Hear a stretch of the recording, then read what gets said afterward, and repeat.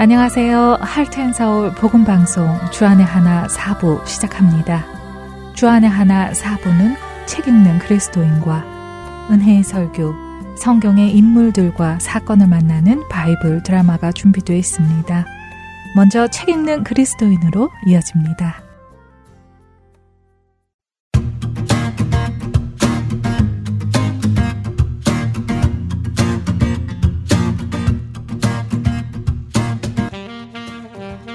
애청자 여러분 안녕하세요. 성도들에게 추천해드릴 만한 신앙서적을 읽고 내용 속에서 우리가 생각해 볼 것들을 함께 나누는 시간, 책 읽는 그리스도인 시간 진행의 정지혜입니다. 오늘 이 시간에는 지난 11주간 나누었던 마틴 로이드 존스 목사님의 십자가라는 책을 마무리하는 시간을 가지도록 하겠습니다. 많은 사람들이 구약의 하나님은 죄를 향해 진노하시는 무서운 하나님인 것에 비해 신약의 하나님은 사랑과 자비의 하나님이라며 구약과 신약의 하나님이 다른 분처럼 느껴진다고 하십니다. 심지어 어떤 사람들은 저는 사랑의 하나님만이 진짜 믿을 수 있는 하나님 같아요. 구약을 읽다 보면 하나님이 고통과 아픔을 주시는 것처럼 보일 때가 있잖아요. 라고까지 하시지요. 여러분도 이런 생각을 해보신 적이 있으신가요? 마치 하나님이 두 얼굴을 가지신 분인가 하는 생각 말입니다. 징계와 심판을 하시는 하나님과 사랑과 자비를 보여주시는 하나님의 두 얼굴의 하나님으로 말입니다. 실제로 성경은 하나님의 두 가지 모습을 다 증언하십니다. 나훔 1장 2절은 여호와는 질투하시며 보복하시는 하나님이시라. 여호와는 보복하시며 진노하시되 자기를 거스르는 자에게는 여호와는 보복하시며 자기를 대적하는 자에게 진노를 품으시며 라고 하시고 진노의 하나님, 보복하시는 하나님을 증언합니다. 그러나 동시에 요한일서 4장 8절은 사랑하지 아니하는 자는 하나님을 알지 못하나니 이는 하나님은 사랑이심이라 라고 하시며 하나님은 사랑이라고 하시지요. 과연 하나님은 어떤 분이실까요? 그런데 우리가 먼저 생각해 보아야 할 것이 있습니다. 우리는 과연 사랑이 무엇인지를 알고 있느냐 하는 것입니다. 오늘날 시대는 사랑을 오해하는 시대입니다. 사랑은 상대방이 좋다면 그 일이 무엇이든 상관하지 않고 내버려 두는 것이라고 생각하지요. 하지만 참된 사랑은 상대방의 유익을 구하는 것입니다. 그렇기에 사랑하면 상대가 잘못된 선택을 하여 잘못된 길로 가는 것을 내버려 둘 수 없습니다. 상대가 잘못된 선택을 하여 잘못된 길로 가도록 내버려 두는 것은 결코 사랑일 수가 없지요. 자녀를 두신 부모님들은 한번 생각해 보시기 바랍니다. 내가 사랑하는 아들과 딸이 위험한 일을 하려고 할 때나 악한 일을 하려고 할 때, 잘못된 길로 가려는 선택을 할 때 내가 좋다면 그렇게 해. 나는 너를 사랑하니까 라고 하실 부모님은 없을 것입니다. 오히려 사랑하기 때문에 자녀에게 이유를 설명하며 그 선택이 옳지 않은 것을 알리고 돌이키게 할 것입니다. 그리고 필요하다면 징계도 하고요. 징계를 하는 것은 미워한다는 증거가 아니라 사랑한다는 증거입니다. 히브리서 12장 7절은 아버지가 징계하지 않는 아들은 있을 수 없다고 하십니다. 하나님이 그 자녀를 징계하시고 심판하시는 이유는 그 자녀를 사랑하시기 때문입니다. 사랑하시기에 잘못된 길로 가지 않도록 하시는 것이지요. 한편으로 우리는 하나님의 성품도 생각해 보아야 합니다. 성경은 하나님은 의로우신 분, 다시 말해 완전한 정의와 공의를 가지신 분이며 또 죄를 가까이 하지 않는 분이라는 것을 말씀해 주십니다. 공의 하나님은 악을 참아보지 못하시기에 세상에 만연해 있는 죄악을 심판하실 수밖에 없으시지요. 만약 죄를 보고도 그냥 내버려 두신다면 하나님은 더 이상 공의의 하나님이실 수 없으십니다. 그렇기 때문에 하나님은 죄를 반드시 심판하셔야만 합니다. 바로 이런 이유로 하나님은 죄악된 세상을 여러 번 심판하셨죠. 죄악으로 가득 찬 노아 시대의 세상을 홍수로 심판하셨고 소돔과 고모라를 심판하셨습니다. 그러나 동시에 하나님은 사랑의 하나님이십니다. 하나님은 우리에게 최고의 것을 주길 원하시는 분이며 우리가 그분의 사랑을 받을 자격이 없는 죄인임에도 불구하고 값없는 사랑을 주시는 분이시지요. 하나님은 자비롭고 은혜로우시며 용서하시고 또 오래 참으시는 분입니다. 죄를 심판하셔야 하는 하나님의 공의와 사람을 사랑하시는 하나님의 성품이 함께 드러나는 최고의 사건이 바로 십자가 사건입니다. 하나님은 죄인들이 저지른 모든 죄를 벌하셔야 하기에 죄를 향해 진노를 내리십니다. 그러나 그 진노를 죄인들에게 부으신 것이 아니라 하나님의 아들이신 예수님에게 부으셨습니다. 이렇게 하심으로 하나님은 죄인을 향한 사랑을 보이셨고 동시에 죄를 향한 공의를 행하신 것이지요. 하나님은 이 방법을 통해 하나님의 의로운 심판과 끝없는 사랑의 완전한 조화를 보여주신 것입니다. 우리는 바로 이 십자가를 통해 죄사함이라는 은혜를 선물로 받았습니다. 로마서 3장 23절에서 26절은 이를 분명히 말씀하십니다. 모든 사람이 죄를 범하였음에 하나님의 영광에 이르지 못하더니 그리스도 예수 안에 있는 속량으로 말미암아 하나님의 은혜로 값없이 의롭다 하심을 얻은 자 되었느니라. 이 예수를 하나님이 그의 피로써 믿음으로 말미암는 화목제물로 세우셨으니 이는 하나님께서 길이 참으시는 중에 전에 지은 죄를 간과하심으로 자기의 의로우심을 나타내려 하심이니 곧 이때에 자기의 의로우심을 나타내사 자기도 의로우시며 또한 예수 믿는 자를 의롭다 하려 하심이라. 하나님의 사랑과 공의는 인간을 향한 하나님의 일하심 속에서 언제나 함께 움직입니다. 하나님의 공의는 죄가 반드시 심판받아야 함을 요구하지만 그분의 사랑은 우리와 교제하기를 간절히 원하십니다. 그래서 하나님은 예수님을 죄를 위한 속죄 제물로 내어주심으로 그분의 완전한 공의와 끝없는 사랑을 끊임없이 보여주셨습니다.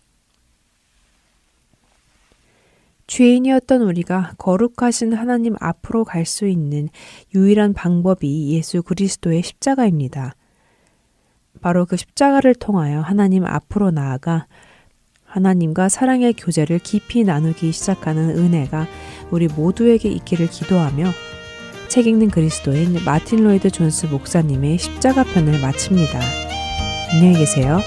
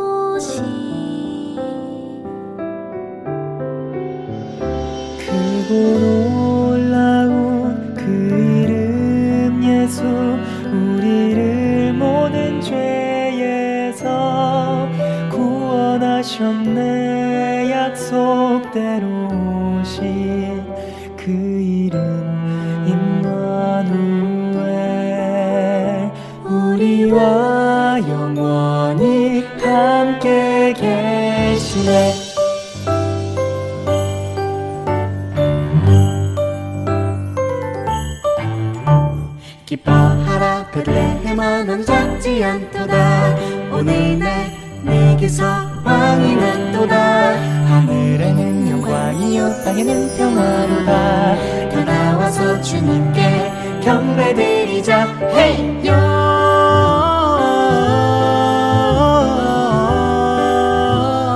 영광을 높이 계신 주께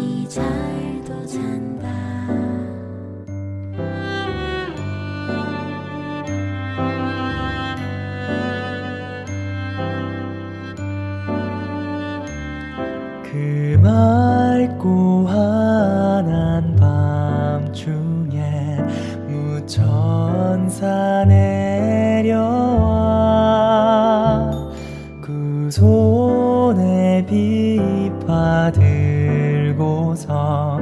다 찬송하기를.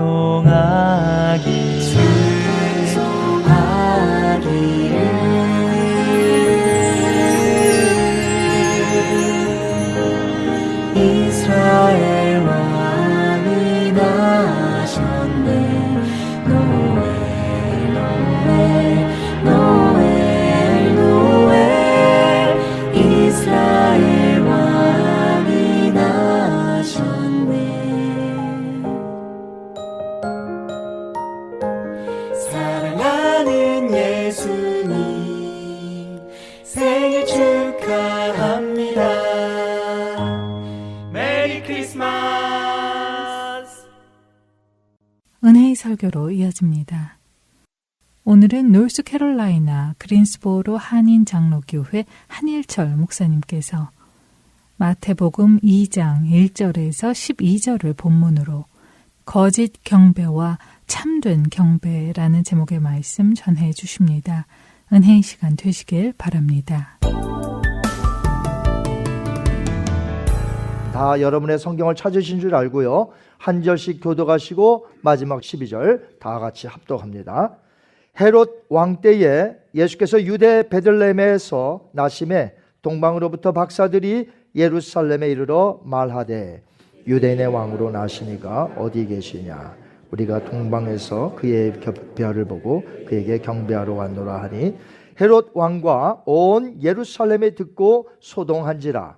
왕이 모든 대제사장과 백성의 서기관들을 모아 그리스도가 어디서 나겠느냐 물으니 이르되 유대 베들레헴이오니 이는 선지자로 이렇게 기록된 바 또 유대 땅 베들레헴아 너는 유대 고을 중에서 가장 작지 아니하도다. 내게서 한 다스리는 자가 나와서 내 백성 이스라엘의 목자가 되리라 하였음이니이다. 이에 헤롯이 가만히 박사들을 불러 별이 나타난 때를 자세히 묻고 베들레헴으로 보내며 이르되 가서 아기에 대하여 자세히 알아보고 찾거든 내게 고하여 나도 가서 그에게 경배하라 하라. 박사들이 왕의 말을 듣고 갈새 동방에서 보던 그 별이 문득 앞서 인도하여 가다가 아기 있는 곳 위에 머물러 서 있는지라. 그들이 별을 보고 매우 크게 기뻐하더라. 집에 들어가 아기와 그의 어머니 마리아가 함께 있는 것을 보고 엎드려 아기께 경배하고 보배압을 열어 황금과 유황과 몰약을 예물로 드리니라. 그들은 꿈에 헤롯에게로 돌아가지 말라 지시함을 받아 다른 길로 고국에 돌아가니라. 아멘. 살아계신 하나님의 말씀입니다. 이 땅에 육신을 입고 죄인들을 구원하시기 위하여 오신 구세주 예수님을 통해서 높은 곳에서는 하나님께 영광이요 땅에서는 진정한 평화가 있기에 우리가 평화를 누리며 하나님께 영광 돌리는 저와 여러분이 되시기를 바랍니다. 그 예수님께 감사하며 합당한 경배를 드려야 하는데 우리가 살고 있는 21세기 그렇게 녹록치 않습니다. 경배를 이렇게 진정한 경배를 참된 예배를 드리기가 쉽지가 않은 상황들이 우리 주변에 널리 있다는 것이죠. 복음성 중에 얼마 전에 나온 복음성인데요. 주를 위한 이곳에라는 찬양이 있는데 가사가 이렇습니다. 주를 위한 이곳에 예배하는 자 중에 그가 찾는 이 없어 주님께서 슬퍼하시네. 주님이 찾으시는 그 한 사람, 그 예배자가 내가 그 사람 되길 간절히 주께 예배하네. 참된 경배자를 찾기 쉽지 않다는 것이에요. 주님이 우리 위하여 찾아오셨는데도 불구하고 우리는 하나님 앞에 참된 경배를 드리기가 쉽지 않은데 하나님이 찾으시는 그 예배자, 그 한 사람이 저와 여러분이 되기를 주님의 이름으로 축원합니다. 오늘 본문 말씀은 예수님께서 탄생하신 즈음에 있었던 내용입니다. 여기서 우리는 거짓 경배가 무엇이며 참된 경배가 무엇인지 발견할 수 있습니다. 오늘 본문만 본다면, 오늘 이 마태복음 이 본문만 본다면 불행히도 하나님의 율법을 가진 이 유대인들은 탄생하신 예수님을 경배하는 일에 완전히 제외되었다는 것을 우리가 알 수가 있습니다. 왜냐하면 마태복음 2장에서 아기로 탄생하신 유대인의 왕 예수님을 경배하려는 자들은 전부 다 이방인들이었다는 것이죠. 이방인 동방박사와 그리고 또 이방인 헤롯 대왕만 등장하기 때문입니다. 물론 유대인들도 탄생하신 그리스도를 경배할 기회가 있었죠. 동방박사들이 예루살렘에 오자 유대인으로 왕으로 탄생하신 자를 묻잖아요. 난리가 났습니다. 깜짝 놀란 헤롯 대왕은 성경에 능통한 자 어디서 태어나는지를 알고 싶어서, 왜냐하면 동방박사도 아직 베들레헴인지는 몰라요. 오다가 그 별이 잠깐 잊어버렸거든요. 그래서 베들레헴인지 몰라요. 그래서 헤롯 대왕이 성경에 정통한 유대인들 대제사장들과 그리고 서기관들을 급히 불러 모아 그리스도가 어디서 태어난지 좀 알아봐라. 그랬더니 그들이 성경에 능통한 자들이잖아요. 그래서 기록된 구약의 성경 말씀을 헤롯 대왕에게 전합니다. 한번 볼까요? 마태복음 2장 5절과 6절 말씀 시작. 이르되 유대 베들레헴이오니 이는 선지자로 이렇게 기록된 바 또 유대 땅 베들레헴아 너는 유대 고을 중에서 가장 작지 아니하도다. 내게서 한 다스리는 자가 나와서 내 백성 이스라엘의 목자가 되리라 하였음이니이다 라고 헤롯 대왕에게 대제사장들과 서기관들이 말한 것입니다.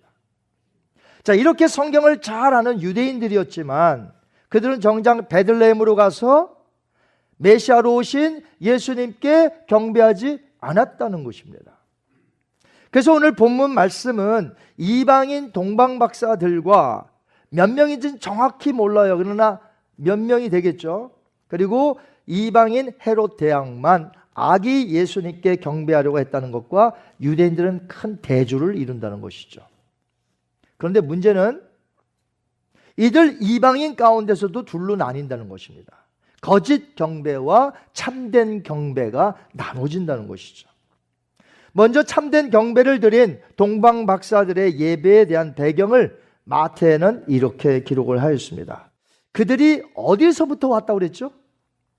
동방에서부터 왔다고 그랬잖아요. 동방. 그럼 동방이 어느 곳을 구체적으로 말하는가? 학자들은 바벨론일 것이라 이렇게 보고 있습니다.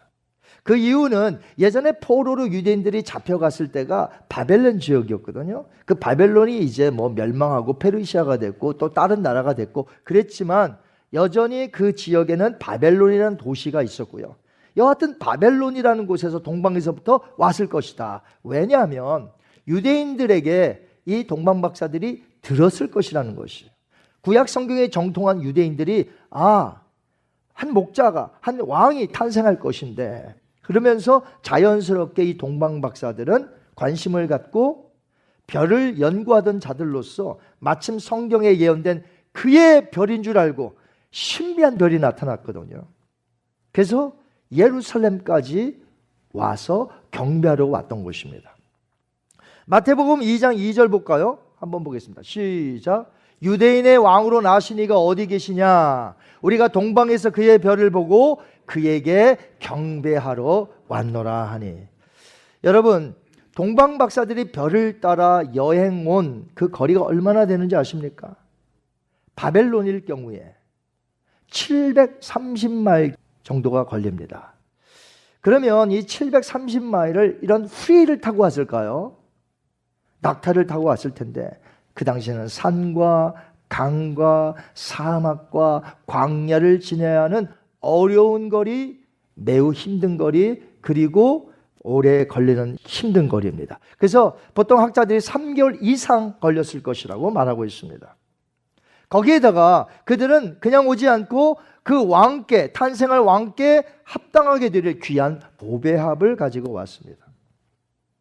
동방박사들은 성경에 예언된 유대인의 왕에 대한 소식을 들었고 그 별을 관측하던 중에 매우 특이한 별을 발견하여서 이 별이 그들이 말하는 그 목자 왕의 별이다 라고 생각한 거예요. 그래서 그 특이한 별을 따라서 유대인의 왕으로 오신 이를 이에게 경배하기 위하여 예루살렘까지 온 겁니다. 왜 예루살렘까지 왔냐면 오다가 그 별을 놓쳤어요. 안 보여요. 그러니까 왕으로 태어났으면 왕궁에서 태어날 거 아닙니까? 그러니까 수도였던 예루살렘으로 오게 된 것이고 헤롯 대왕을 만나게 된 것이죠. 왕궁에서 헤롯을 만난 후에 이제 길을 떠납니다. 동방박사들이. 그런데 그 놓쳤던 그의 별 보고 여지껏 쫓아갔잖아요. 그런데 그 별이 다시 보이기 시작합니다. 그 별이 그들을 어떻게 인도하냐면 베들레헴이라는 시골로 인도합니다. 이 노스캐롤라이나가 시골인가요? 근데 어떤 분들은 자꾸 시골 그러더라고요. 아니, 저는 이런 시골은 못 봤는데 아주 좋은데. 중소도시 아닙니까? 살만한 곳인데. 그런데 이 베들레헴은 그 당시에 깡촌이었어요. 시골이었어요. 아주 작은 도시. 그런데 그 별이 이제 베들레헴으로 인도해 갔고 따라가다 보니까 어떤 집에 딱 머물러 서 있는 거예요. 그러니까 신비한 별이에요. 오늘날 이런 별하고 달라요. 그래서 탄생한 집에 위에 머물러 서 있게 됩니다. 그때 이 동방박사들의 마음이 어떠한지 성경은 마태는 기록하고 있는데요. 한번 볼까요? 2장 9절 10절 시작. 박사들이 왕의 말을 듣고 갈새 동방에서 보던 그 별이 문득 앞서 인도하여 가다가 악이 있는 곳 위에 머물러 서 있는지라. 그들이 별을 보고 매우 크게 기뻐하더라. 기쁘십니까? 별이 머문 그 집에 자신들이 어디서부터 왔다고요? 730마일이나 되는 저 먼 바벨론에서부터 그의 별을 보고 그 탄생한 왕을 만나러 왔는데 지금 그 왕이 탄생한 곳에 별이 머물러 있다는 거예요. 그 집에 들어가면 왕이 있다는 거예요. 얼마나 기쁠까요? 이것이 바로 예수님을 경배하는 자의 모습이 되어야 한다는 것입니다. 여러분은 오늘 예수님께 경배하기 위하여 집에서 나오실 때 다 차를 타고 오셨죠? 크게 기뻐하는 심정으로 오셨나요? 예수님을 경배하는 자들의 자세는 예수님으로 인하여 기쁨으로 나와 경배될 줄 믿습니다. 나로 인하여 기뻐하는 것이 아니라 예수님으로 인하여 기뻐하는 것이에요. 만약 나로 인하여 기뻐하다면, 내가 만약에 환경이 지금 안 좋다면요, 내가 지금 너무나 병에 걸려서 지금 페인이 너무너무 많다면요, 지금 경제적인 어려움이 있어서 지금 페이먼하기가 힘들다면요, 지금 인간의 갈등 속에 최고조로 인간의 그 컨플릭트가 있어서 지금 온갖 스트레스에 있다면요, 여러분의 상황의 기쁨에 따라 나온다면 하나님께 예배할 때 기쁨이란 절대 가질 수가 없습니다. 그러니까 기뻐해야 되는 기준을 우리 자신에게 두면 안 되고 오직 예수님에게 둔다면 우리는 경배할 때마다 하나님께 기뻐하며 나올 수 있다는 것이죠. 어떤 경배자가 되시길 원하세요? 사도 바울의 예를 들어보겠습니다. 개인적으로 팔레스타인 가이사라 항구에 있다가 이제 가이사에게 호소하여서 이제 배 타고 가잖아요. 그 배 타고 가면서 수많은 그 죽을 뻔한 일이 있었고, 여하튼 로마 땅에 도착해서 걸어서 이제 체인에 묶인 채 그 로마까지 걸어 올라갑니다. 그 이태리 지금 반도가 이렇게 장화처럼 길잖아요. 로마는 중간에 있고, 그 밑에서 항구에 도착해서 거기까지 이제 걸어갑니다. 그리고 로마 감옥에 갇혔는데 세상에 2년 동안 재판이 열리질 않아요. 자기가 여기 왜 묶여 있는지조차 몰라요. 2년이라는 세월이 흘렀다는 것입니다. 재판이 안 열려. 빨리 재판이 있어야 자기가 이제 항소하고 변명하고 해서 이제 무죄를 받을 텐데 재판이 안 열려. 자신이 당한 처지만 생각하면 뭐가 기쁘겠습니까, 여러분? 그러나 어디서든지 예수님을 증거할 수 있는 그러한 마음 자세가 바울에게는 있었고, 주인 대신 예수님만 항상 생각하니까 감옥 안에서도 기뻤던 것이. 그래서 감옥 안에 있던, 체인에 묶여있던 이 사람이 밖에 있는 자유자들에게 말하는 거예요. 기뻐하고 기뻐하라. 내가 말하노니 기뻐하라. 편지 볼까요? 1장 18절 말씀. 바울이 감옥소 안에서 바깥에 있는 빌립보 교회, 빌립보 교회는 유럽에 그 당시 있었죠. 한번 볼까요? 시작. 무슨 방도로 하든지 전파되는 것은 그리스도니 이로써 나는 기뻐하고 또한 기뻐하리라. 이와 같이 너희도 기뻐하고 나와 함께 기뻐하라. 만약에 바울이 기뻐하지 않고 이 편지 썼다면 그는 liar, 거짓말장이었다는 거예요. 근데 기뻤어요. 감옥소 안에서 예수님을 생각하니까. 이런 마음가짐 가지고 여러분이 경배하러 오셔야 된다는 거예요. 나에게 있는 어려움만 생각하면 평생 기뻐하지 못해요. 예배 올 때마다. 그러나 예수님을 생각하니까 얼마나 기쁜지. 이제 어려운 환경을 보고 예배하러 나오지 마세요. 그 환경 여러분 하나님 다 아세요. 기쁨을 가지고 나오세요. 예수님만 바라보시고 나오셔서 예배하시기 바랍니다.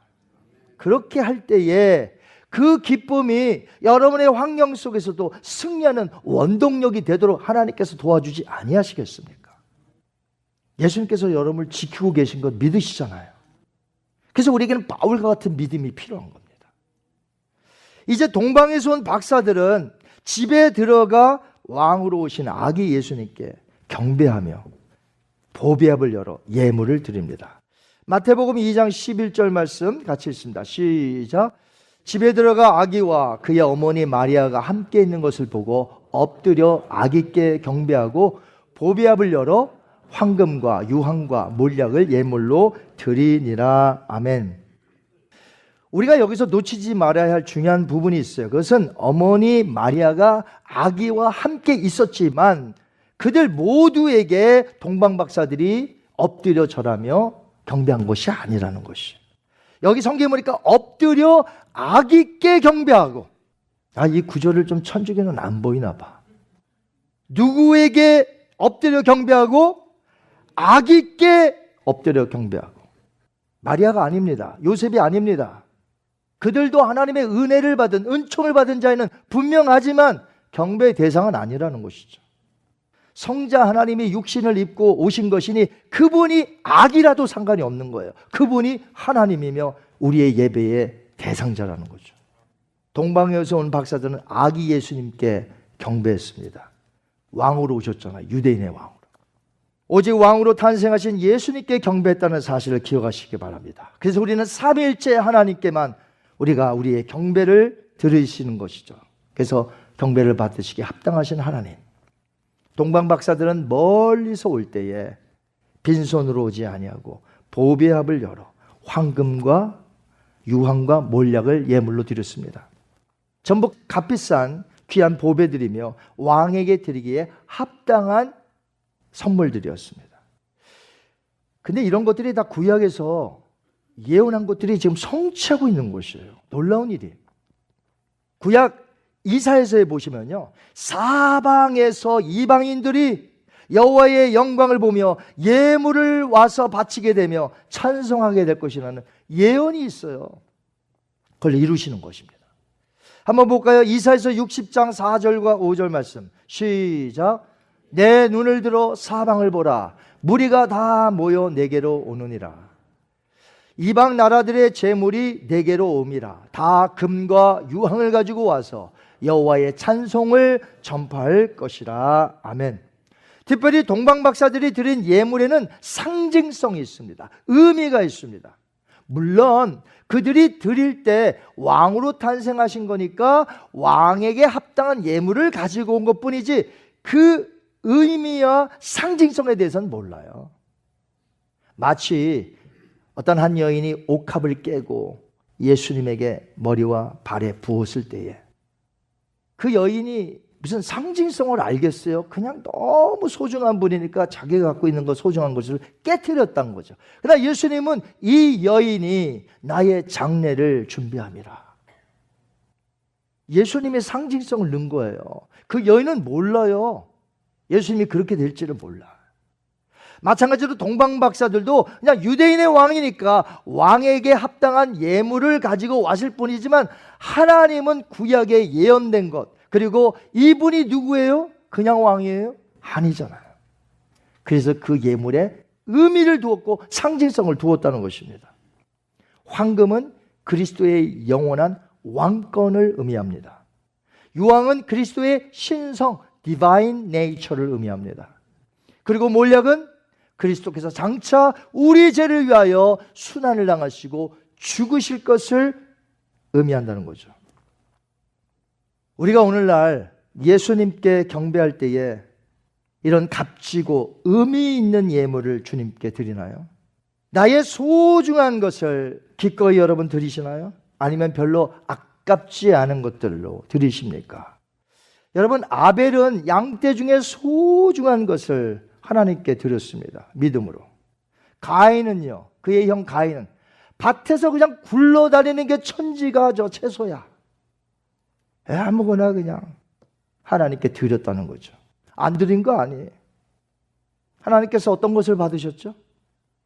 하나님께서 말라기 선지자를 통하여 그 백성들의 예배를 지적하시며 말씀하신 것이 있는데, 여러분, 말라기 선지자는 이 마태가 기록한 때 전에부터, 그러니까 예수님 탄생 때부터 400년 전의 선지자예요.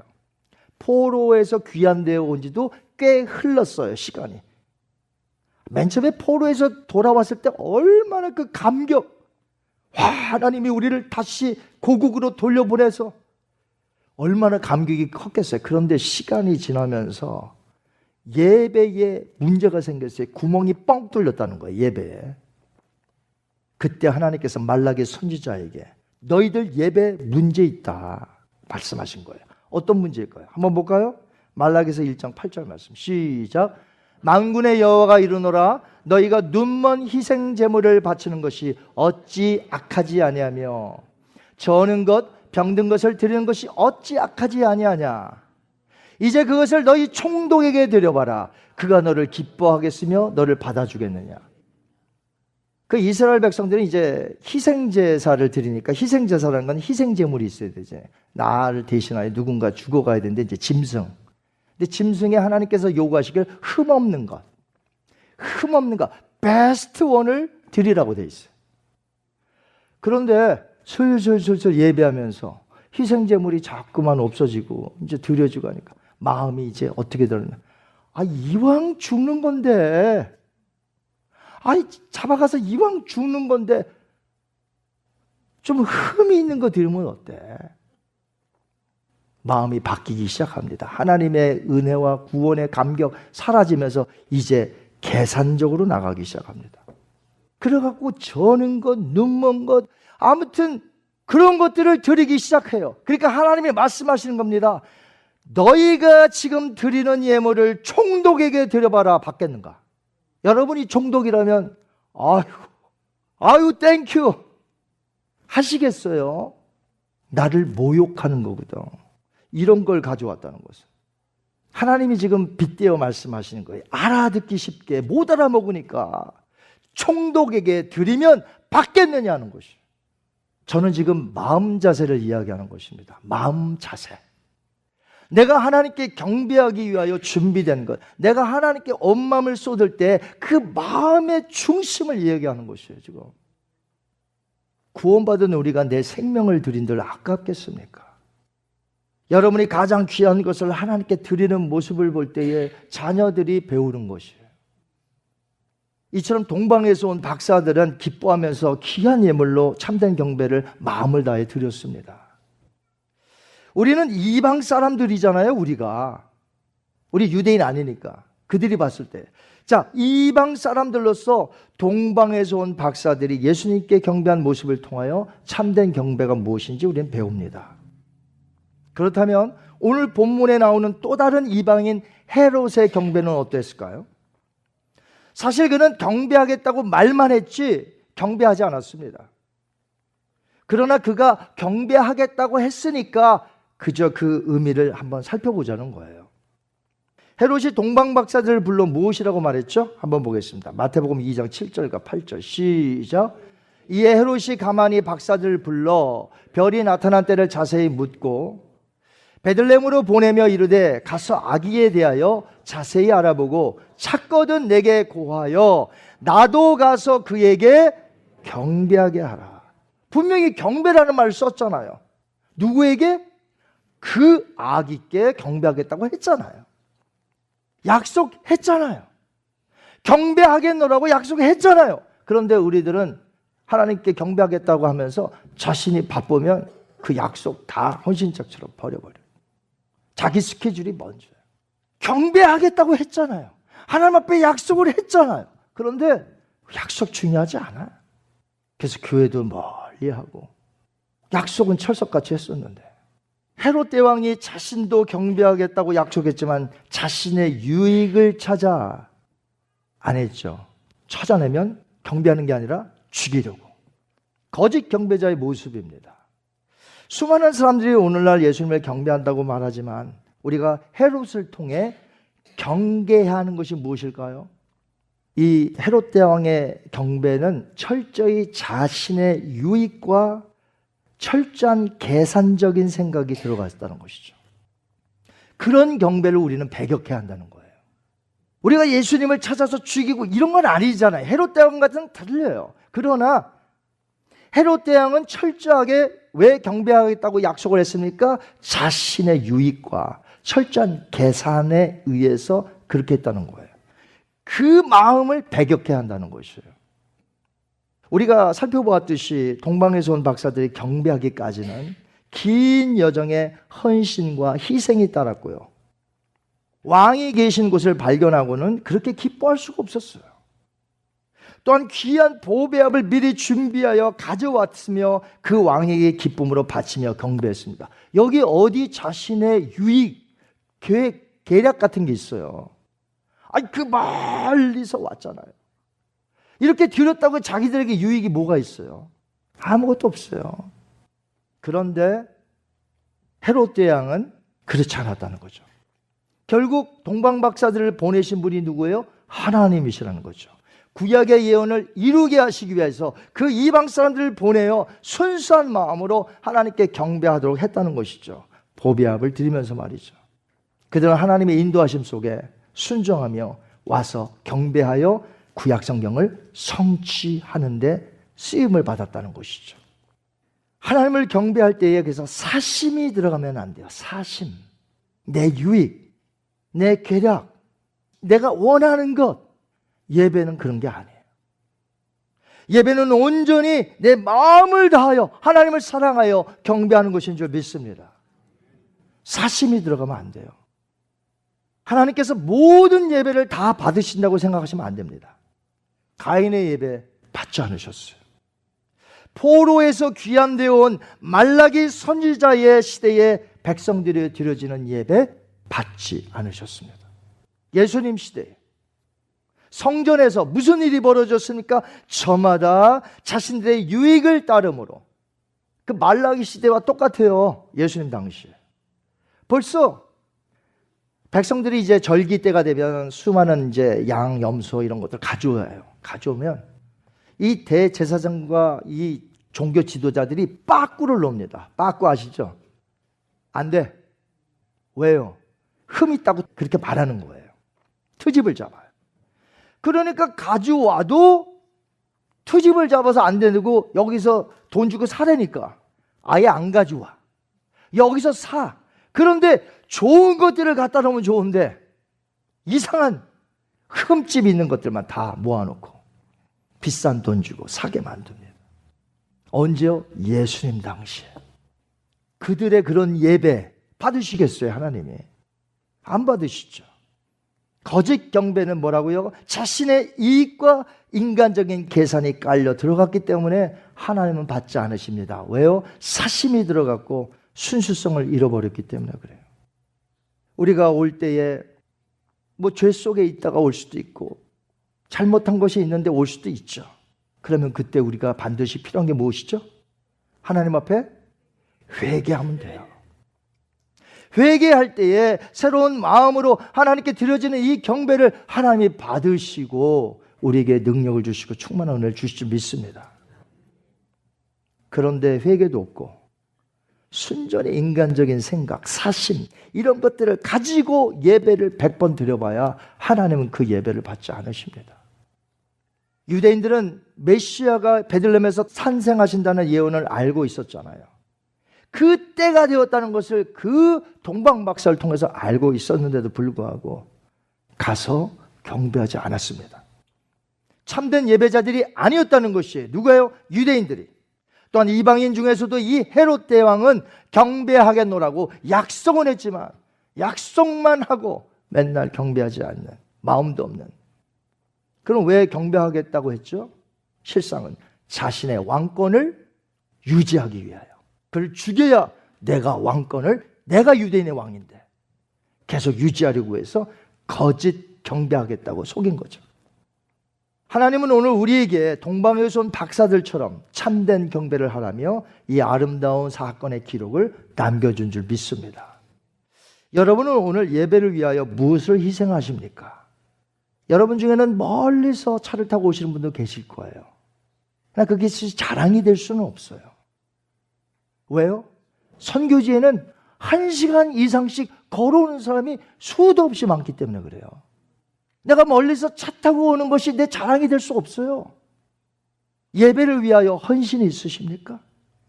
주일 예배 시간에 당연히 자신을 드려야 하는 믿음을 갖고 계신가요? 그렇다면 잘하시는 거예요. 하나님이 여러분의 예배를 받으시는 줄 믿습니다. 온전히 예배 드릴 때 하나님 앞에 드려야 될 것, 감사함으로 드려야 된다는 것이죠. 오직 누구에게 초점을 맞춰야 됩니까? 내가 아니에요. 내 환경 속에 있다면 나는 절대로 기뻐할 수 없어요. 오직 예수님께만 초점을 맞추는 거예요. Let us fix our eyes on Jesus Christ.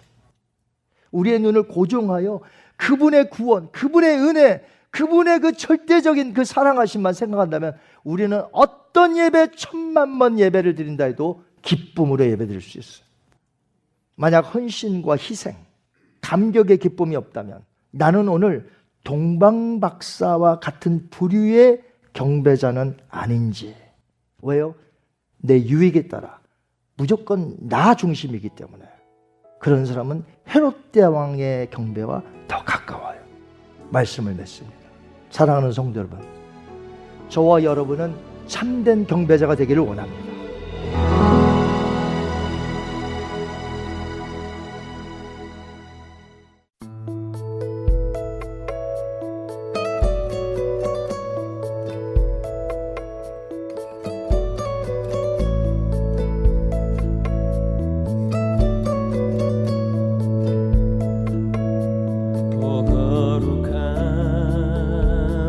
별들 반짝일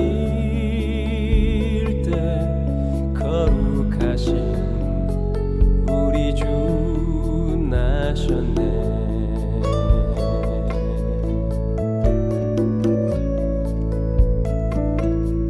허물과 죄로 고생하던 사람 위하여 만유의 주 오셨네. 우리를 위해 속죄하시려는 영광의 아침 동이 터온다.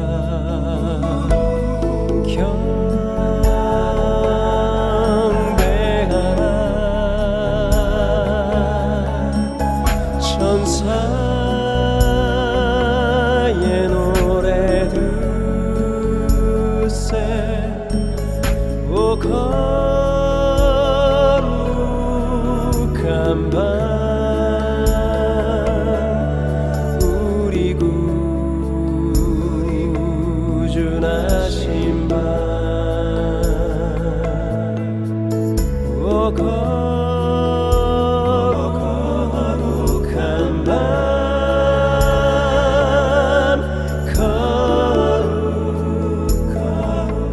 거룩한 밤.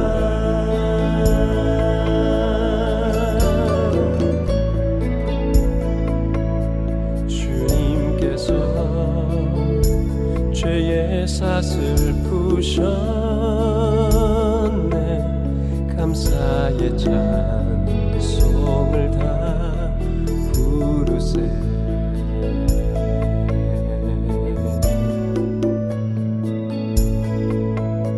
주님의 법은 사 사랑과 평화로다.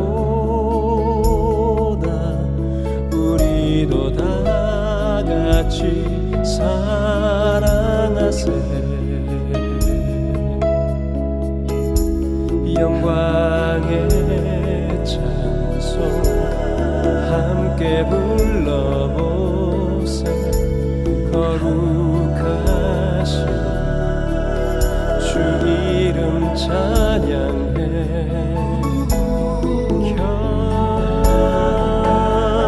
경배하라. 천사의 노래 들으세. 오 거룩한 밤 우리 구주나신 밤. 오 거룩한 밤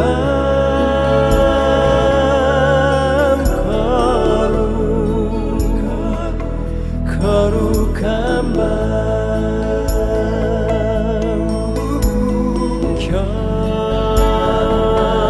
경배하라.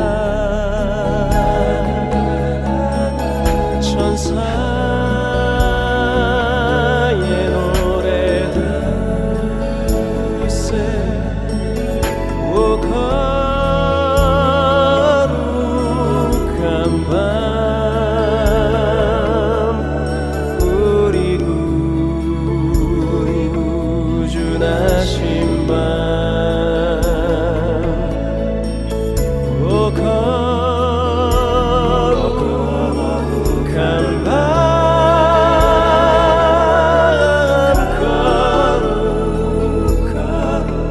거룩한 밤.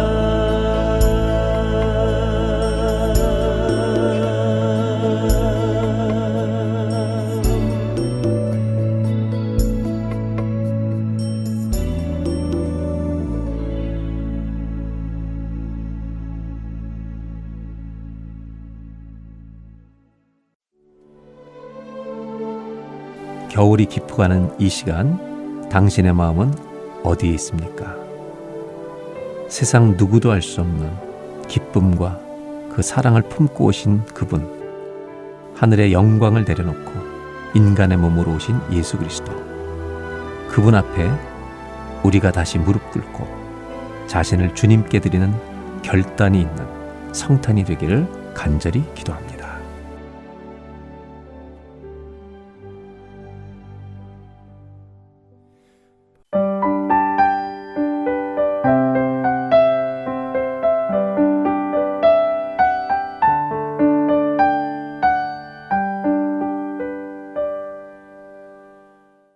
성경 속의 인물들과 사건을 만나는 바이블 드라마로 이어집니다.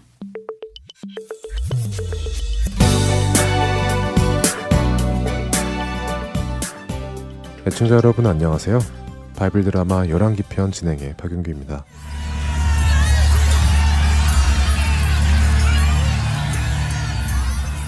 남유다의 아하시아 왕은 북이스라엘의 요람과 힘을 합쳐 새로 아람의 왕이 된 하사엘과 전투를 벌입니다. 그리고 이 전쟁에서 북이스라엘의 요람 왕은 부상을 입지요. 부상을 입고 후방으로 후송된 요람 왕을 남유다의 아하시아 왕이 병문안을 합니다. 그렇게 남유다의 아하시아 왕이 북이스라엘의 요람 왕을 방문하던 그쯤 엘리사 선지자는 자신의 제자 한 명을 부릅니다. 자네는 내가 주는 이 기름을 가지고 라못으로 가도록 하게. 네? 기름을 가지고 라못으로요? 알겠습니다. 가서 무엇을 할까요? 라못에 가서는 북이스라엘의 군대 장관인 예후를 찾도록 해라. 그리고는 예후를 아무도 없는 골방으로 데리고 가서 그에게 이 기름을 부으며 예후에게 여호와 하나님께서 당신에게 기름을 부어 왕으로 세우라고 하셨습니다. 라고 말을 한 후에 너는 즉시 그 자리를 피해 도망하도록 해라. 네? 예후 장군을 왕으로요? 알겠습니다. 엘리사의 제자는 엘리사 선지자의 말대로 기름을 가지고 급히 라못으로 내려갑니다. 그리고 그곳에서 북이스라엘의 군대 장관인 예후를 만나지요. 예후는 다른 장관들과 함께 큰 방에 앉아 회의를 하고 있었습니다. 장관님, 드릴 말씀이 있습니다. 자네는 누군가? 여기 장관들이 많은데 어떤 장관을 찾는 것인가? 예후 장군님, 바로 당신이십니다. 잠시만 저와 함께 옆방으로 좀 가시지요. 전혀 위험해 보이지 않는 엘리사의 제자의 말에 예후 장군은 흔쾌히 그와 함께 아무도 없는 방에 들어갔습니다. 그래, 무슨 일인가? 무슨 할 말이라도 있는 것인가? 자네 행색을 보니 선지자 같은데 하나님께서 내게 하실 말씀이라도 있는 것인가? 예후의 말을 듣던 엘리사의 제자는 아무 말도 하지 않고 예후의 머리에 기름을 붓기 시작했습니다.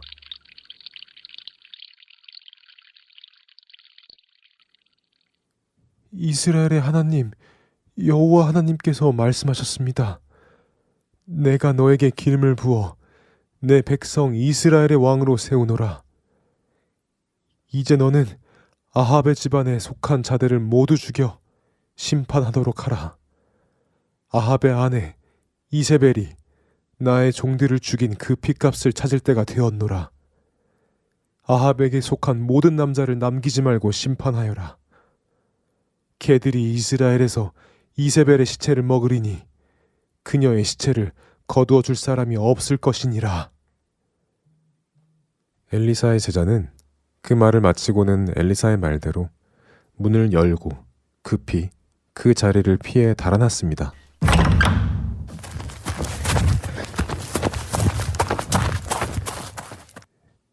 엘리사의 제자가 떠나자 예후는 그 방에서 나와 다시 다른 장관들이 있는 방으로 들어갔습니다.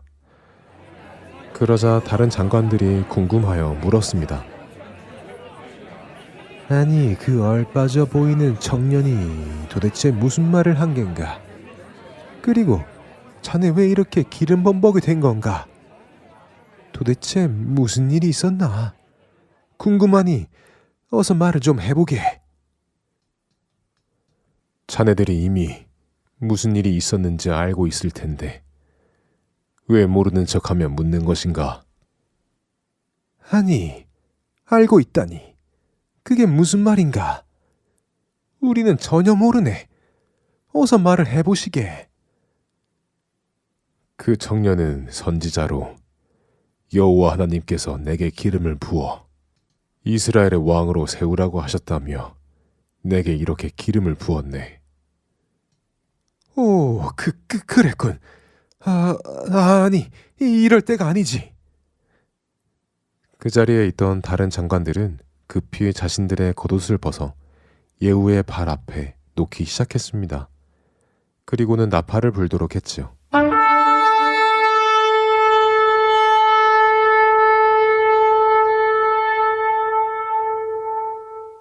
이스라엘의 새로운 왕이 세움받으셨다. 모두들 예후 왕께 경배하라. 예후 왕이시여, 예후 왕이시여, 우리를 다스리소서. 좋소. 자네들이 나를 진정 왕으로 생각한다면 내가 하나님의 말씀대로 모든 일을 행할 때까지 요람 왕의 귀에 내가 왕이 되었다는 소식을 전하지 말길 바라오. 당연한 말씀을 하십니까? 우리는 요람을 전부터 싫어했습니다. 예후 왕께서 원하시는 대로 모두 하십시오. 이렇게 하여 군대 장관이던 예후는 하루아침에 북이스라엘의 왕으로 세워졌습니다. 이제 예후는 하나님의 말씀대로 아합의 집안을 심판하러 출발합니다.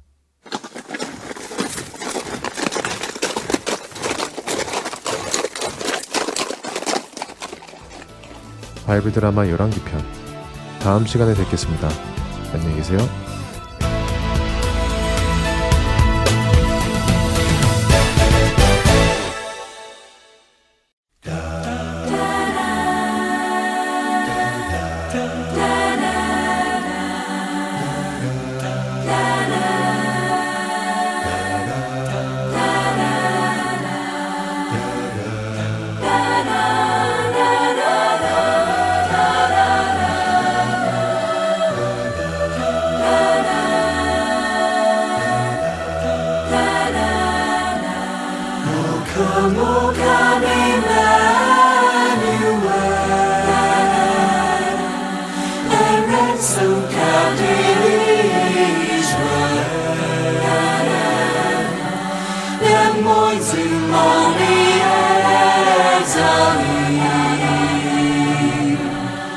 Until the Son of God appear.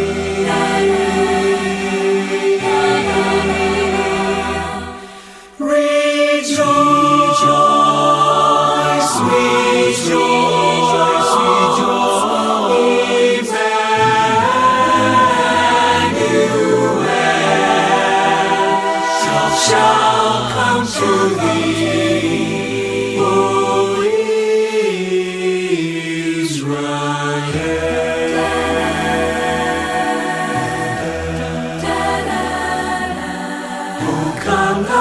spring come and cheer our spirits by thy advent here. Disperse the gloomy shades of night and pierce the clouds and bring us light.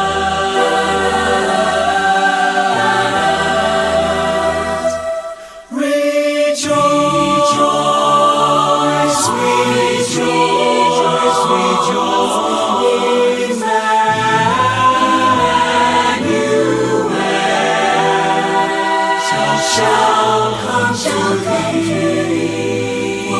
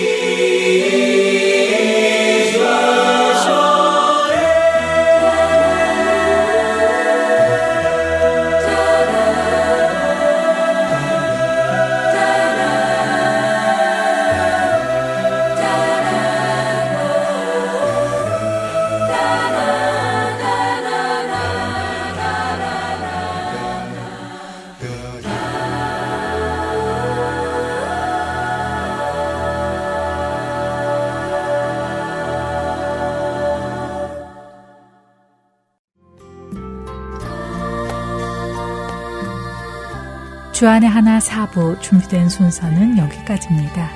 두근두근 설레는 마음으로 신랑 되신 예수님을 손꼽아 기다리는 우리 모두 되기를 바라며 다음 이 시간에 다시 찾아오겠습니다. 안녕히 계세요. 고맙습니다.